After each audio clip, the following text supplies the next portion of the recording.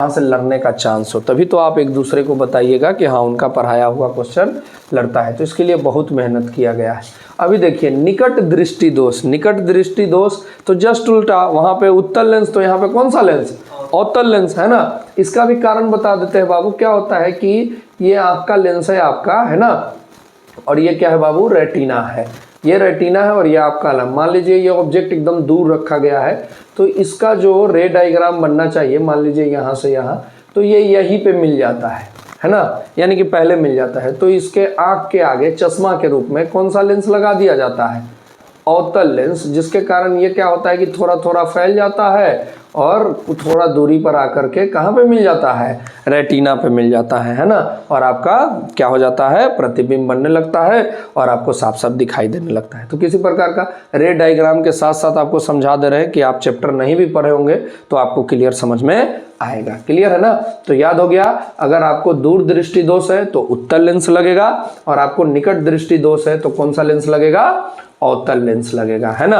अगर आपको जरा दृष्टि दोष है तो कौन सा लेंस लगेगा, दोनों का मिला हुआ, उत्तल और अवतल का मिला हुआ लेंस लगेगा, जिसको हम लोग बाईफोकल लेंस कहते हैं। क्या कहते हैं, बाईफोकस लेंस या द्विफोकसीय लेंस, है ना। आगे बढ़ते हैं। कहता है दूर दृष्टि दोष वाला नेत्र साफ साफ देख सकता है।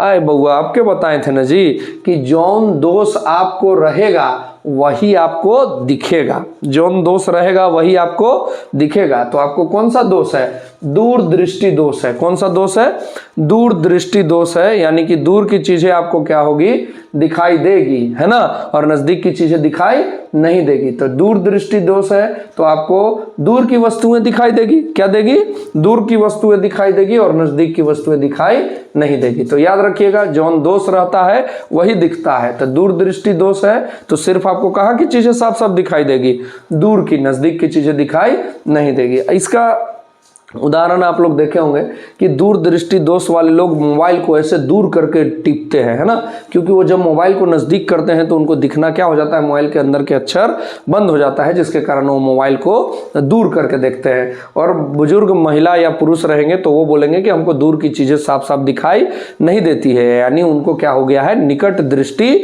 दोष हो गया है। नज़दीक की चीज़ें दिखाई दे रही है और दूर की चीज़ें दिखाई नहीं दे रही है। इस बार एक बात जान लीजिए।